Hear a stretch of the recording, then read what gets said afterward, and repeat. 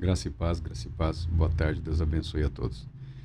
Estamos aqui com a segunda carta de Paulo a Timóteo, capítulo 3, versos 10 e 11 e 12, diz o seguinte: Tu, porém, tens seguido atentamente a minha teologia, procedimento, propósitos, fé, paciência, amor, perseverança, observando minhas perseguições e aflições que sofri em Antioquia, Icônio e Listra.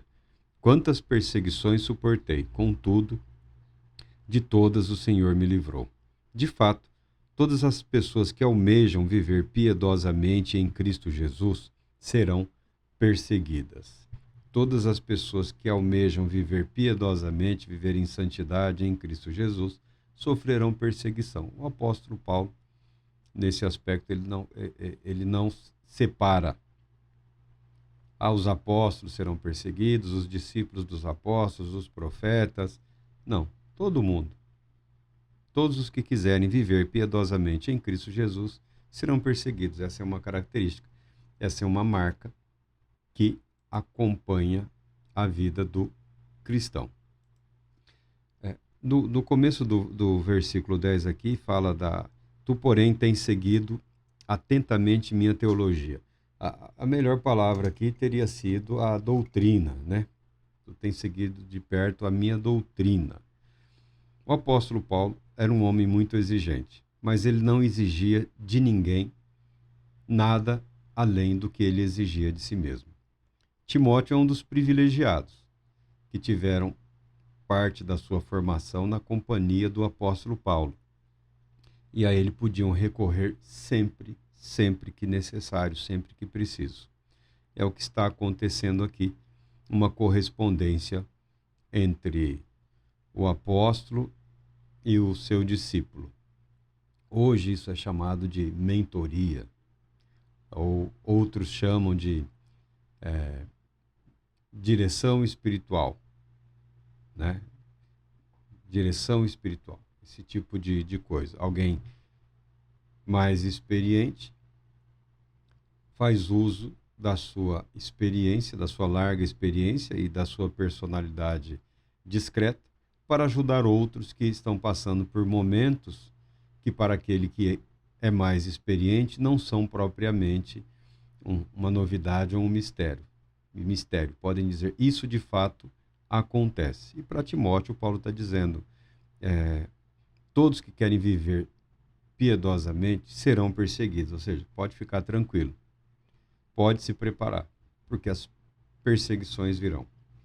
Mas nós estamos falando aqui do privilégio que teve Timóteo e da necessidade que todo ser humano tem de obter apoio, orientação, né, de recorrer a uma palavra amiga e confiável. Coisa que não é muito frequente nos dias de hoje, dada a visão, dada o nível de competitividade entre os integrantes do ministério, né? Não formam uma fraternidade ou um grupo.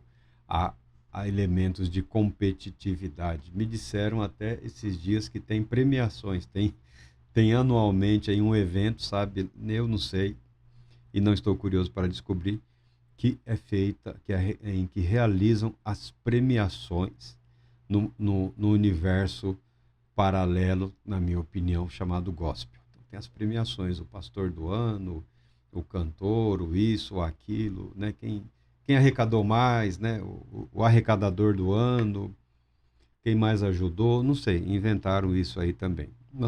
Um mundo competitivo, uma sociedade competitiva, uma igreja adaptada aos anseios da sociedade, refletindo na sua estrutura e na sua maneira de ser, tudo o que é doentio, mórbido e prejudicial na sociedade, né? Uma igreja que espelha, uma igreja que não cura, ela faz parte do mesmo sistema e estrutura. Ela não oferece a cura para a ansiedade, a expectativa, essas coisas. Ela recria dentro de si toda essa estrutura, toda essa infraestrutura desastrosa, catastrófica. Uma das consequências é o isolamento. Se bem que todo aquele que deseja ter uma vida espiritual, um empreendimento espiritual em relação a Jesus, o Cristo, ele precisará se preparar para enfrentar períodos, usa-se a expressão hoje em dia solitude, né? Que não precisa ser necessariamente um isolamento social, mas é um voltar-se para si, aprender a viver consigo, aprender a se compreender. É claro que nesse período seria interessante ter um diretor espiritual, um mentor, alguém confiável, alguém como o apóstolo Paulo. Mas, se bem que o apóstolo Paulo não era uma pessoa assim tão simples, tá? Lembrando sempre que João Marcos não foi aceito. Ele estava com Paulo, ele estava com Barnabé na primeira viagem missionária, por algum motivo. Ele decidiu voltar para Jerusalém e depois de um período, quando eles estavam se preparando para outra viagem, João Marcos voltou, está tudo bem em casa, resolvi o que eu precisava, quero prosseguir. Paulo falou, não, comigo não. Você parou, você me deixou numa situação aí complicada na primeira, não confio em você mais para nada. Tanto que isso deu causa ao rompimento de Paulo com Barnabé. Se bem que, depois da primeira viagem, Paulo não precisava mais de Barnabé. Barnabé foi uma espécie de tutor, de diretor espiritual para o apóstolo Paulo. Um conselheiro, um amigo, alguém que o apoiou, alguém que o levou até os apóstolos, soube dele em Antioquia, acompanhou ele durante a primeira viagem missionária. Paulo não precisava mais, havia amadurecido. Barnabé discordou do apóstolo Paulo. Primeiro, porque já era Paulo. Começa Barnabé e Paulo, e depois de um tempo é Paulo e Barnabé.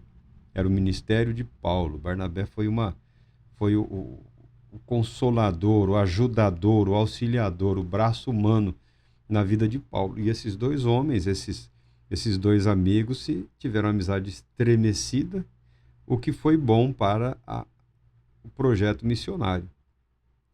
Paulo escolheu o jovem Silas e Barnabé apoiou João Marcos. Depois de algum tempo, João Marcos é encontrado junto com o apóstolo Pedro,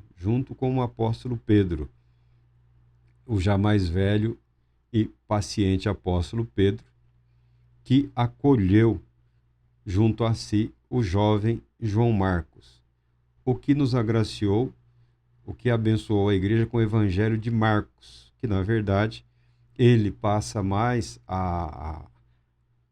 poderia ser muito bem o evangelho de Pedro, que João Marcos, pelo tempo que passou com o apóstolo Pedro, foi lapidando, foi guardando, foi ouvindo, foi sendo instrumento de Deus para a produção do evangelho que nós conhecemos como o evangelho de Marcos.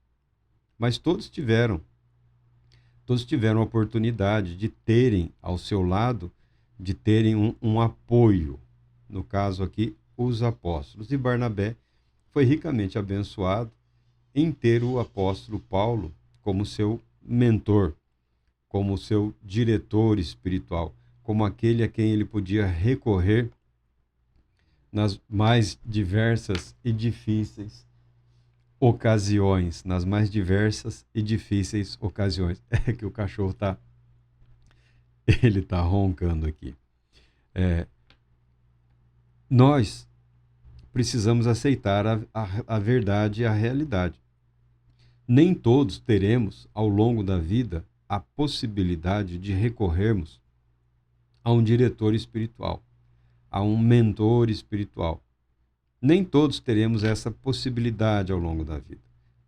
De um modo geral, as pessoas suprem isso na própria atividade da igreja, né? Está ouvindo a pregação, a orientação, o conselho, né? Os pastores, os mais jovens, os mais velhos fazem os seus congressos, as suas reuniões, os seus chazinhos da tarde lá, né? Para conversar, para colocar em dia lá o conhecimento da palavra de Deus, as expectativas em relação à obra do Todo-Poderoso Deus. Os mais inteligentes aproveitam essas ocasiões para ouvirem e aprenderem, né? Os mais apressados saem tagarelando, discutindo e acabam se expondo desnecessariamente. Mas eis aqui a palavra Paulo, do apóstolo Paulo, muito exigente, para que a gente se aproprie dos ensinos dele. Nós devemos estar dispostos a aceitar que o que ele viveu, guardadas as devidas proporções, é o intento do próprio Deus em relação ao cristão. E é a resposta do mundo em relação à nossa fé, tá? Você não tem que ser preso como ele foi, você não tem que ser açoitado, espancado, nada disso precisa acontecer e queira Deus que nunca aconteça tamanhas barbaridades. Há pessoas que em momentos outros, a maioria já bem velhinhos, estava ouvindo um senhor aí, ele veio falar comigo, viajando a trabalho pelo mundo, esteve num lugar onde a questão religiosa é um pouco mais severa, dizendo que ele escapou da morte por Deus, pela misericórdia de Deus, porque por falar em Jesus, ele quase que foi morto, tá? Por falar em Jesus, onde ele estava. Né? Um falou, não faça isso, o outro falou, não diga esse nome, falou, não, faz... Ele falou, não, mas é a minha vida, é a minha fé, foi por Deus que ele sobreviveu. Então, ainda assim, nos dias de hoje, há situações, há lugares em que o viver cristão, o declarar-se cristão pode causar, assim, algum tipo de violência até. Não devia, mas até pode, dependendo de onde você estiver, dependendo do ambiente, é possível que isto aconteça. Para viver, para experimentar, para ter a alegria e o prazer, é preciso comprometer-se, é preciso envolver-se com Deus e o seu agir nas nossas vidas. Você não precisa estar ligado a uma atividade ministerial, você não precisa ser um profissional, um religioso profissional. Me perdoe os profissionais, você não precisa ser um religioso institucional. Pronto. Basta ser religioso. Basta confiar em Deus. Basta estar disposto a ter como regra para a sua vida a palavra de Deus. O comprometimento é esse. Algumas pessoas confundem. Acham que precisam estar envolvidos numa atividade institucional, uma igreja ou uma instituição. Não. Para viver em Deus, para experimentar tudo aquilo que Deus propõe para as nossas vidas, basta estar disposto. A vida é o bastante, a vida é o compromisso. A vida é o compromisso. O seu trabalho pode ser instrumento de Deus também nessa área, seja ele qual for. Seja ele qual for. Tu, porém, tens seguido atentamente a minha doutrina, o meu procedimento, propósitos, fé, paciência, amor e perseverança, observando as minhas perseguições e aflições. O jovem Timóteo foi, em parte, testemunha do que o apóstolo Paulo passou. Ainda jovem, ele ao conhecer o apóstolo, a pregação do evangelho de Jesus Cristo, ele soube de tudo o que o apóstolo Paulo havia passado, experimentado naquele período. Está sendo consolado nesse instante no que diz respeito à perseguição. Ele foi encaminhado para assumir a responsabilidade em nome do apóstolo Paulo num determinado lugar e manteve a correspondência para deixar o apóstolo a par do que estava acontecendo, não só em relação ao trabalho, mas em relação a ele mesmo. E o apóstolo Paulo está instruindo, orientando, ou está conduzindo à realidade. Nada de triunfalismo, não existe isso nos ensinamentos do apóstolo Paulo. O que existe é compromisso e trabalho, compromisso e trabalho, comprometimento e trabalho, trabalho, trabalho, trabalho. E os resultados? Os resultados cabem a Deus. Os frutos virão no tempo de Deus.